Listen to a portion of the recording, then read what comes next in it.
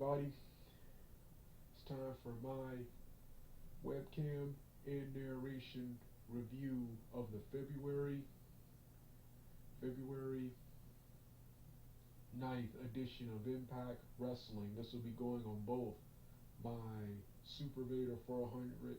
This will be going the narration with picture version will be going on my Super Vader 400 400 channel, and the webcam portion will go on my Mr. the Fanboy um channel to watch both versions depending on which channel you're from. I'm gonna send you both, but to watch both versions, the link will be in the description box below. So, with that being said, let's get on to this show review. This was a mediocre edition of Impact Wrestling. There were several segments I enjoyed in one match, and that one match was the main event, which saw Chris Sabin and James Storm defeating the Good Brothers by disqualification after interference from Matt Hardy and Private Party, who rushed in and touched Sabin and James Storm. I also enjoyed the contract signing where Tommy Dreamer at first was gonna refuse Rich Swan's offer because he wanted to earn a world title shot, not be given one, because everything his whole career he had to earn everything, and every title shot, every title match and accomplishment was thing, some big thing. He talked about his title win over Christian, the new WWE ECW, and him beating and I think him beating in his first one when he beat Taz. Could have sworn he beat Mike Awesome. Well anyway, um yeah, I think Mike Awesome was the second one. Taz was the first one. Yeah. And then you had Moose come out and interrupt the good moment, ripping Swan apart for choosing a 50-year-old as the world title contender, over Moose. Rich Swan reminds Moose he had his time. And Scott D'Amore threatens to suspend Moose for indefinitely, like he did Ken Shamrock and Callahan.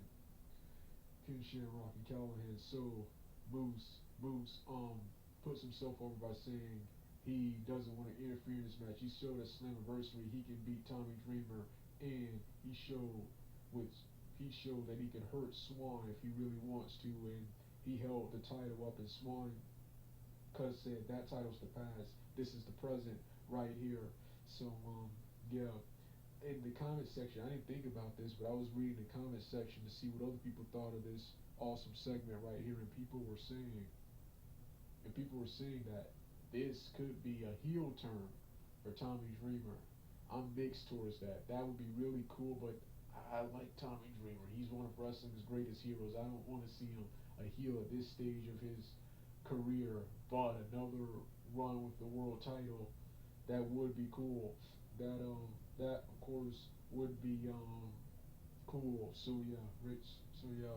So so yeah. But I have a feeling, I'm gonna stick to my first prediction first, that Tommy Dreamer and Tommy Dreamer and Rich Swan will have a normal match. Then Moose will eventually defeat Rich Swan at another pay-per-view or another big time event for the belt, That's what, at least what I hope and want.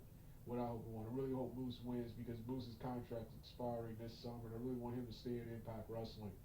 And Swan, he's had a good run, but it's time for Moose. It's time for Moose to be champion now. Then the yet an opening X Division match between the baby faces of Suicide,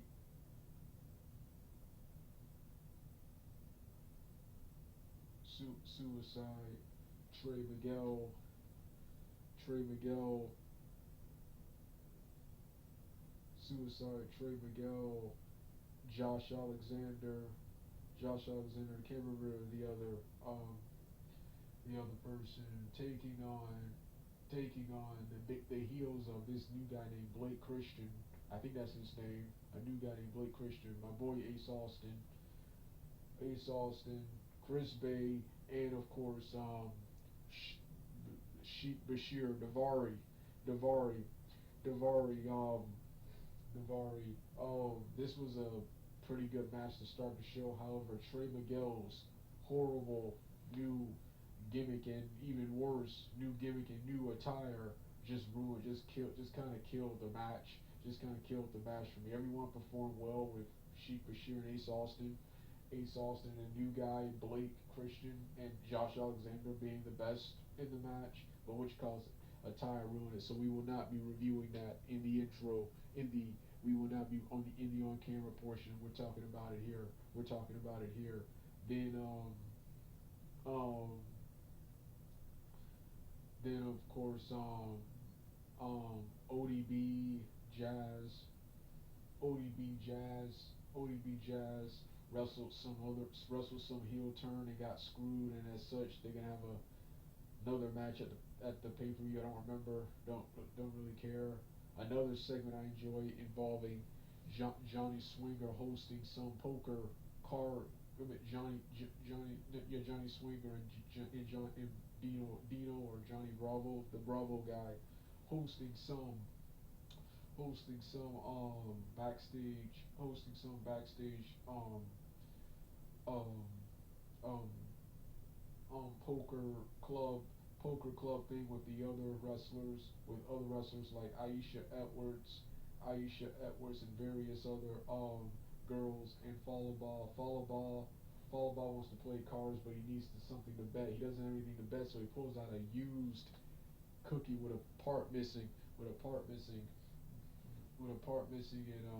and Aisha Edwards hilariously says, "Ew, is that a used cookie? Is that a used cookie?" He says, "That's not acceptable. You need cash. You need cash." And then he contacts Swinger, and Swinger said, "If you don't have cash, you can get out." And then Falaba asks for a loan. So Falaba asks for a loan. Then Swinger pretends to give it to him and says no, and I hit the brakes and has his woman escort him out. And then Dino Bravo comically takes his Johnny Bravo comically takes his cookie, and then Johnny Swinger tries to hit on Aisha Edwards, saying, "So, single?" Aisha Edwards reminds him that she's married by saying, "My last name is Aisha Edwards," and she says, my last name is Terry Taylor." And then Aisha Edwards commonly refers the Red Lobster, referencing Terry Taylor's crappy Red Rooster gimmick from the 80s, 80s, and then 80s. Then there was another promo where Eric Young, and his violent by nature stable tried to get Jake Deaner to join, to conform and join their stable. At first, Jake appeared to do so, but then he decided to Eric Young, attack Eric Young in the group, and Eric Young was about to end his career with the chair, but Cody Deaner said no. We want to keep it between the family. We want to settle it. So Jake will debut a new gimmick at the pay-per-view as he fights his cousin Deaner. Cody Deaner. There was also a segment involving Brett Myers and Hernandez where Hernandez is angry at Brett Myers for getting the deal changed. At first, it was supposed to be just Hernandez versus Eddie Edwards, because of that, it's now a tag team match with it's supposed to be Matt Myers versus Eddie Edwards, with Hernandez providing assistance, but now it's a tag team match between Matt Myers and Hernandez, Eddie Edwards, and Matt Cardona.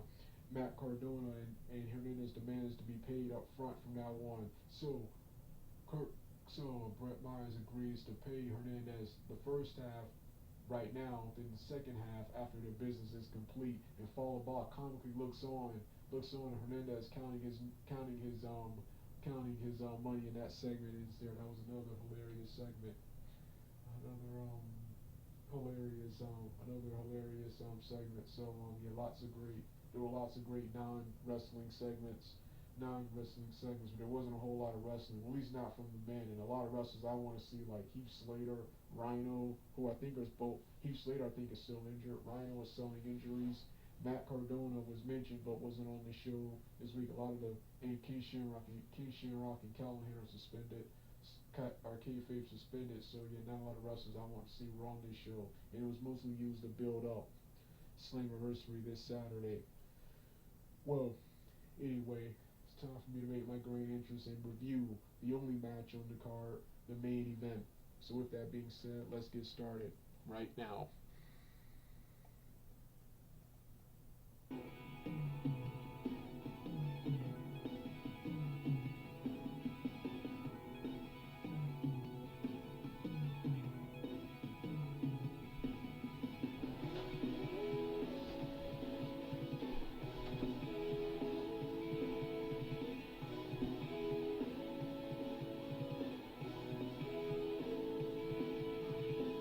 Sometimes I ask myself, what are we doing here? I think of all the reasons, but it's still not clear. So many places to go, there's nothing here. So let's get away from this, 'cause this place will hardly miss. So take me back inside to another world where we feel alright. We don't have to worry when you're by my side. There's nothing I don't know. There's nothing.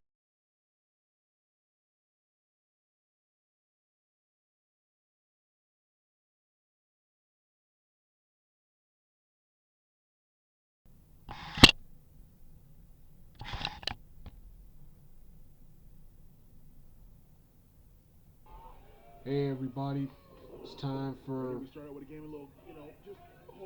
my review of the Impact Wrestling February 9th, 2021 edition main event between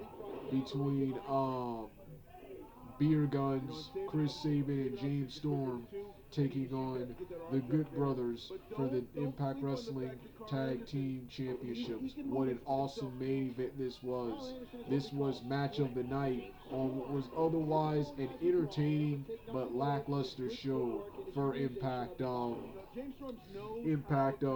Wrestling. This right here, in my opinion, was match of the night. Match of the night, man. Been a huge fan, like I said in the webcam review, been a huge fan of Chris Sabin since the original days of Impact Wrestling. He's always been one of my favorite TNA wrestlers. I'm loving his new main event push. He's one of the top stars of Impact Wrestling now, and enjoying this feud, this interpromotional feud with the Good Brothers and Kenny Omega. Kenny Omega. This right here was an awesome match. Chris Sabin and Carl Anderson started it off with the chain wrestling, with Chris Sabin getting the best of Carl Anderson during the chain wrestling session. What you call it? Then tags in James Storm, and he starts unloading on on on um on he starts unloading on Carl Anderson. This is where the fight begins. When Sabin was in the ring, it was a very technical, it was a quote unquote very technical display. Technical display. That technical wrestling display ended when James Storm got in the ring, and then they got to the high impact moves with lots of men doing high impact moves. During the match, Matt Hardy and Private Party came out came out to watch came out to watch. Then Matt Hardy instructed Private Party to get involved. They got involved and just got in the ring and touched Sabin and Storm. Thus, the Good Brothers were disqualified, and Sabin and Storm win by disqualification. But you know the rules, because it was a disqualification. The Impact Wrestling Champions do not change hands, and they remain with the Good Brothers. Matt Hardy and Private Party comically go to the back to celebrate, where their celebration is cut short. Big celebration is cut short by Scott D'Amore. Scott D'Amore, who orders them, who tells them that who first congratulates them on the increased viewership and ratings, but tells them they crossed the line tonight. And as punishment for them crossing the line, he makes what was supposed to be a tag team match with the Good Brothers to make sure there's no outside interference. He made it a three-way. He made it a three-way battle. He made it a three-way battle between these guys. He made it a three-way battle, much to their angers. Awesome babyface and heel heat moment right there. But like I said, this main event right here was the best match. Was the best match of the night, and was the best match of the night on an otherwise lackluster episode of Impact Wrestling. A lot of wrestlers weren't featured here, and it was mostly used to build. It was mostly used to set up the No Surrender pay-per-view this Saturday, which looks really good. So yeah, you don't want to hear the rest of the music video. I mean, rest of the music. Turn the video off right now. But think about it, the elbows to the chest.